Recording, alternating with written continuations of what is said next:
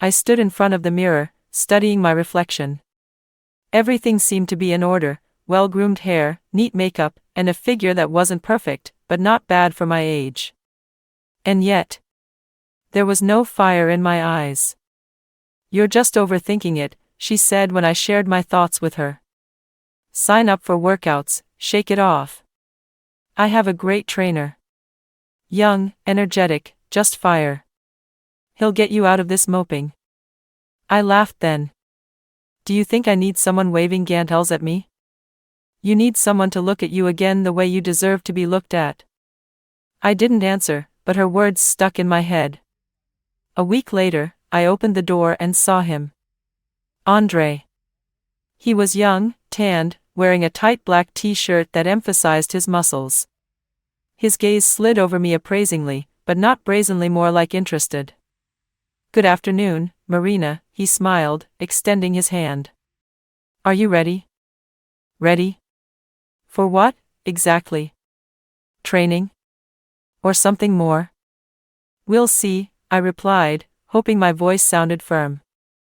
Training started innocently. Warm-up, simple exercises. But I immediately felt that he was different. Not just an instructor who mechanically works out the hours, but a man who knows how to feel. "Let's go a little lower, back flat, like this." He stood behind me, lightly touching my lower back with the palm of his hand. His touch sent an electric current through me. I didn't even realize where the sensation had come from. Was it from the long absence of male attention? Or was it just him? "Good, well done." His voice was deep, low. It stroked my ears. I caught myself trying harder than usual. Like I wanted to show him that I wasn't just a woman in her 50s, but someone more interesting. After the workout, I looked disheveled but satisfied. He was standing in the doorway tying his shoelaces, as if nothing had happened. "Did you like it?" "Yeah. I guess I've been missing this kind of exercise for a while," I replied, tossing my hair back. "It's not just about physics, Marina." He looked at me a little longer than he should have. I didn't know exactly what he meant. But at this point, I didn't feel like figuring it out at all. I just wanted to feel alive again. I've always thought of myself as a mature, sensible woman. A woman who doesn't give in to temptation, who has no illusions and stands firmly on her feet. But Andre was turning me upside down like a house of cards. With each training session, I realized that I was more and more attracted to him. And it wasn't just how easily he moved or how confident he was in space. He looked at me differently. He saw me. Or maybe I just wanted someone to finally see me anew. "You have good posture, but your back muscles are a little weak," he said once, standing behind me and lightly touching my shoulders. "Are you just hinting, or are you already accusing?" I grinned, feeling the warmth of his hands on my skin. "I never blame women." He leaned closer, and I caught the scent of his perfume. "I just inspire them." I looked at him over my shoulder. "That's an interesting approach." "A worker," he smirked, backing away. Damn it. Why did his smile make my mouth dry? After practice, he stayed late. We were sitting in the kitchen, drinking water, and he didn't seem to be in any hurry to get anywhere. "Have you never wanted to do something crazy?" he asked suddenly. I raised my eyebrows. "Like what?" "Well, let's say, leave your usual life behind for a while and just be yourself." I wondered. "And you don't think I'm really living?" He tilted his head to the side, examining me. "I believe you have a fire inside you, but you hide it. And you are, of course, the great expert on women's inner fires?" "No. I can just see when my eyes start to burn." I wanted to laugh, to turn it into a joke. But something inside me shook. I couldn't remember the last time my husband had said something like that to me. When he'd ever looked at me the way Andre was looking at me now. "What am I supposed to do with this fire?" I asked, leaning closer to him. "Don't put it out," he replied without averting his gaze. The air between us became dense, stretching like a spider's web. I had to get up. End the conversation.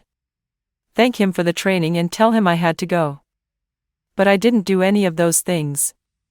I just stared into his eyes, and for the first time in a long time, I was wondering like hell what was going to happen next. The next practice was different.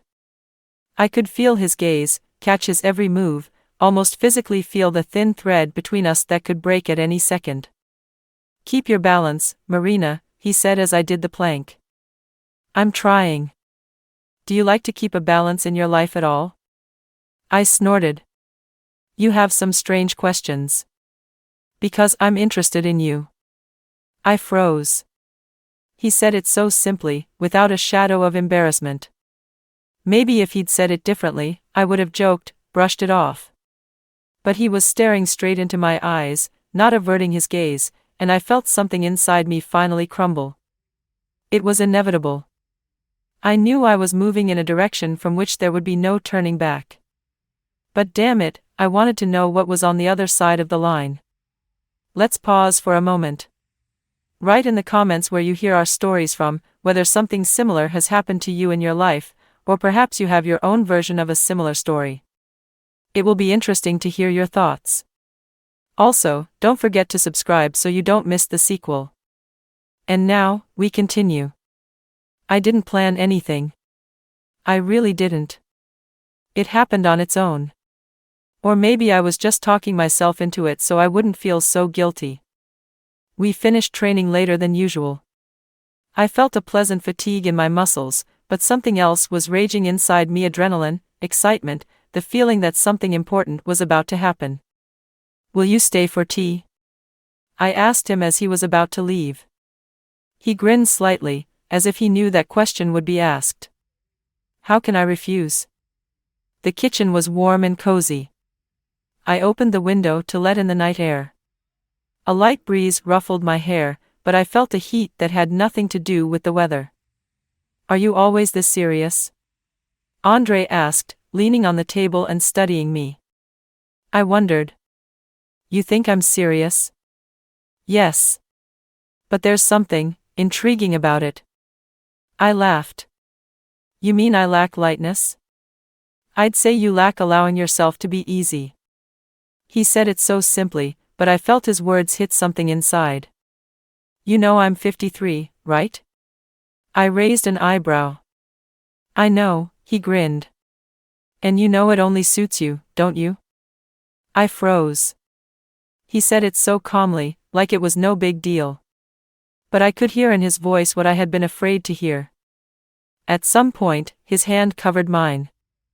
I didn't pull away. He ran his thumb across the back of my palm slowly, as if studying the reaction. Your hands are cold, he said quietly. I looked at him. You're hot. Maybe it's because I worked too hard. Or because you're overconfident. He smiled. It's possible. We continued to be silent. But the silence was no longer awkward. It was filled with a tension that could have energized the electrical grid. When he approached, I didn't back down. His face was so close that I could make out the shades in his eyes. His lips opened slightly, his breathing quickened. You know we're not supposed to do that? I whispered. Of course I know, he replied, but didn't pull away. I don't remember who made the first move. Maybe him. Maybe me. But when his lips were close to mine and his fingers slid over my wrist, I felt all the walls I'd built up for so long crumble. The world around me disappeared. It's just him and me. I woke up earlier than usual. For a moment I didn't realize where I was. The sheets were foreign, the smell different. But as soon as I moved, the memories came flooding back. Andre. His hands. His lips. I squeezed my eyes shut, hoping that if I didn't open them, it would all be a dream. But my body remembered. The sensation was too vivid, too real. I got out of bed, quietly, on tiptoe, as if I was afraid of waking not him myself. The part of me I didn't know. I opened the bathroom door, turned on the light, and looked in the mirror. His eyes are red, his lips are a little swollen. There was a mark on his collarbone that I hadn't noticed before. Shit. I couldn't look at myself. I turned off the light and quickly got dressed. The house was quiet. I opened the door and inhaled deeply. The house smelled like coffee and fresh bread.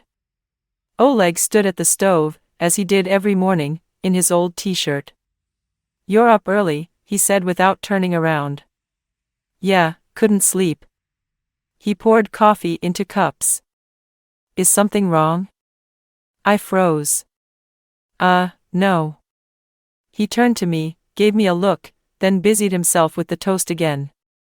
Andrei looked at me greedily, with challenge, with desire. Oleg looked at me as if he had known me for a long time. Except, did I know myself? I tried to convince myself it was a mistake. Stupidity. An attack of weakness. But as soon as I closed my eyes, I remembered his breath against my neck. I remembered his hands. And I realized. I wanted him again. I went out with him a few more times. "Do you think about me when you're not with me?" he asked one day, as we sat in the car parked in an empty public garden. "I don't know." "You're lying." I grinned. "You're overconfident." "It's just that I can feel you." His hand rested on my knee, slowly, as if giving me time to refuse. But I didn't say no. I didn't know it was passion. An illusion? An escape from a boring life? But when I came home and saw Oleg, who always put a cup of coffee with 1 spoonful of sugar in front of me, just the way I liked it, I was filled with fear. Not disclosures. It's that I wasn't who I used to be. Write in the comments what you think about this story. Have you had similar situations? Your opinions are very important to us. We read every comment carefully and appreciate each of you. Don't forget to subscribe and give it a like so you don't miss out on new exciting stories. May your day be filled with only good decisions.